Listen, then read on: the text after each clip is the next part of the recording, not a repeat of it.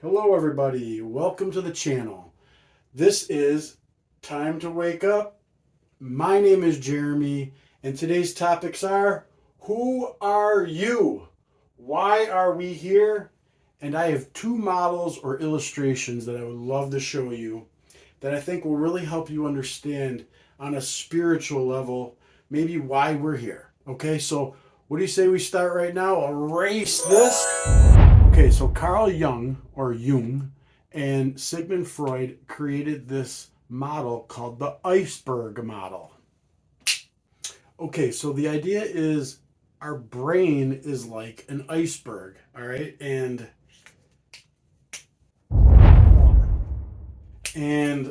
this will represent the part above water. And that is our brain consciously. So this is our conscious. All right. Now, the part that is below the water,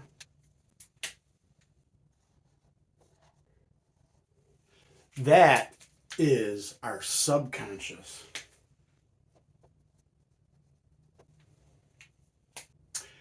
And then deeper below that, that is like your unconscious.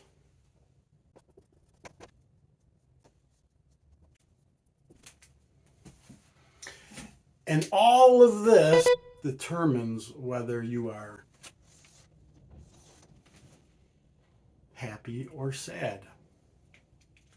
Or, or, or. But what does it all mean? Well, this line here, the water, this is the part that everyone sees. That is the part that people assume. That is the part of you that says, oh, Jeremy's a nice person, or Jeremy's a mean person, or Jeremy's funny. But they don't know the whole story. Basically, this is who you appear to be. The illusion is the conscious mind. Not that you're not that person, because we are authentically somebody. And our goal is to be as authentic as possible. Okay, but this is the part that everyone sees. There's people out there that are great people. They look happy. They're not. There's people that look miserable, and there's a reason. Everyone has a reason for being the way that they are. This is you going to work. You're being told what to do. You do it because you think it's right, not because you want to. All right, that is your conscious mind. You know, someone puts you in a really tough position. You have to make tough decisions. You don't even want to be in that situation, right? So that being said, that's your conscious mind. Everyone can relate to this land. But deep underneath here, this is your subconscious mind, okay? And this is where your dreams are, your bias is formed. This is basically for a lot of people, there's a lot of doubt, fear. And if you've had a good life, you might just be happy. Not everyone's subconscious mind is filled with negativity. However, we live in a world where there's a lot of damage and we have to heal. So that subconscious mind does contain a lot of things that we have to be aware of, that we have to learn about ourselves, that we have to heal from. We have to go deep to when we were children to figure out why all of that is there that creates us up here, how we appear. Okay? So, but the most crazy part of this diagram, and this is the diagram that I feel like I'm advancing. I'm not Carl Jung, and I'm not Sigmund Freud, and I know no one wants to, I'm not even trying to put myself even in that category. However, through a spiritual awakening, the things that I've really learned is I'd like to challenge the model. Why? Because I think it's a little different. Down here on the bottom, that is your unconscious. And you might think, well, that's similar to the subconscious. Well, The the unconscious is the hardest to find. It's deep, deep, deep in the recesses of your brain, and we often forget. But the unconscious mind is who we came to the planet to be. Sometimes you hear these stories about children that are born and they have like stories still from like a previous life, and a lot of us go, is that real? Who knows? I still don't know if it's real, but man, through my spiritual path, I sometimes think there's something to that, right? And so when we talk about the unconscious mind, I believe it's who we came to the earth to be. It's who we forget that we are. We were born on this earth as a soul, and then everything that we learn changes and we forget that person. And so we spend our whole life trying to figure out that unconscious or who we truly are, to forget all the programming and the patterns that were formed and try to truly remember who you are. Who did you came to the earth to be? So how are we going to figure that out?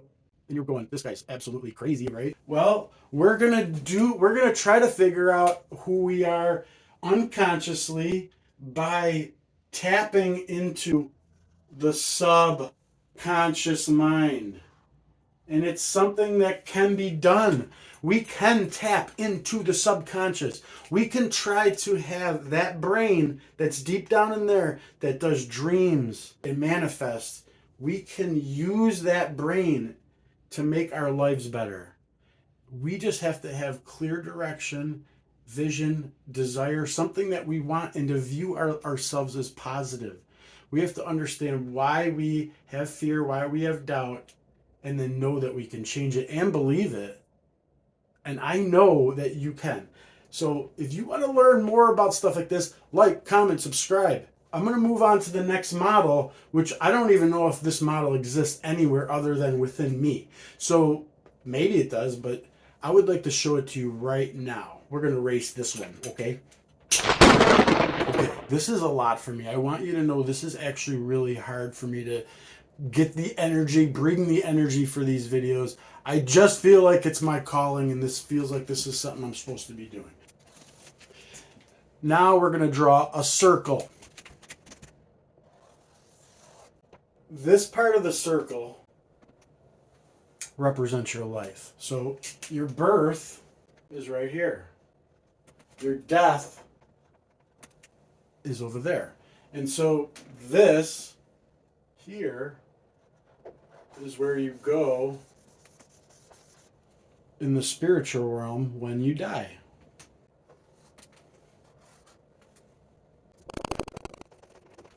This is the universe. It's where your soul lives. If you feel spirit guides, they probably come from here. Or did you ever feel a guardian angel on your shoulder, or feel like someone's been protecting you or guiding you? Guardian angels, okay? So this is where all of this would take place. This is where maybe your ancestors would go. This is if you feel like you had multiple lives. Your soul went to down here, did whatever it needed to do. I don't know everything about this land, okay, because I don't live there. But this is where I believe your soul goes and helps people before you return back to earth, all right? And when you come down here, you do all this, then you're born again.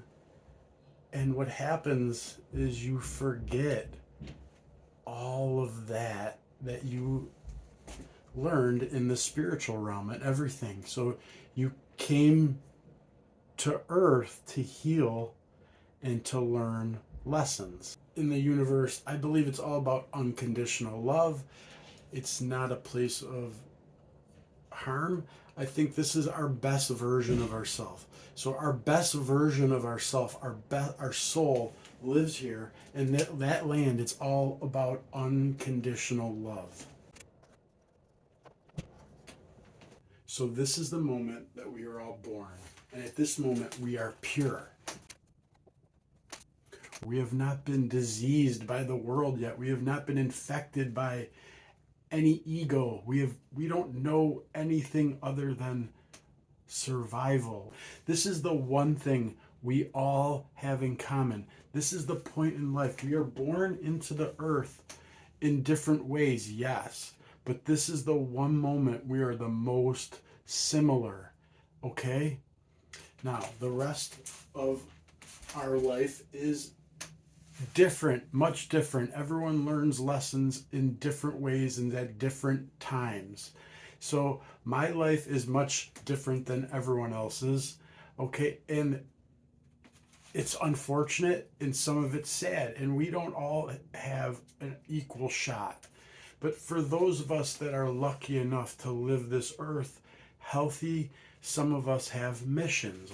If this represents our timeline, our life timeline, then we're going to say that this is 0 years old or 1, and this will be 50 years old. We'll have this be 33, will be 66 years old, and this will be 100 years old. The very important part of this is how your ego is formed, okay? So your ego makes up a big part of your life. And so when you're first born, it is close to none. And then as you get older, your ego grows. And then as you get older, your ego starts to fade again. So it looks a little bit like this. And for some of you, that ego is massive. It's like so big that you have no idea who you are anymore. And if you're that brainwashed, you might never find out who you are. And so most of us, we will live a life in which we are pure. And as we get older, we change our values. We start to understand what's important. When we're first born, all we think about is our survival, our parents. Maybe we join sports. And for some of us, it's a massive false sense of illusion. We become awesome at sports. The world thinks we're amazing. And then when we don't become athletes, we have to go enter the real world or the job market, and we realize that we're just like everyone else. And that is a big shot to your ego. And you have to learn to continue to grow as you get older, or else you get stuck in a rut. Okay? Somewhere in here, you get a job. Now, I understand this is 30, so we're probably more like 16 years old, getting jobs, and like we're understanding one thing that's really important here, and that is money. Money changes us into a completely different person. What we think is important really shifts based on money, okay? And so feed that ego with that cash. And so get yourself a job, find some stuff you like, and then kids. We start to realize what is important in life. We start to view things differently. We don't think about ourselves. We're thinking about our children and the world that they're going to grow into. We start to be a little less selfish, right? Somewhere in here, that money element is so important, right? And all you're kind of doing in this life is focusing on money, money, money, money, money, job. But somewhere in here, like right around here, and everyone's life is different because some people like work forever. They just think work is fantastic. But people start to say work is overrated. You start to switch and go, man, time is valuable. So here, early in life, you gave up all your time for money. But then as you get older, you realize, man, all I want to do is get some free time, you enjoy the simple things. Nature and art. Now, mind you, I've loved art my whole life, so that's silly. But we start to understand what's important is our time.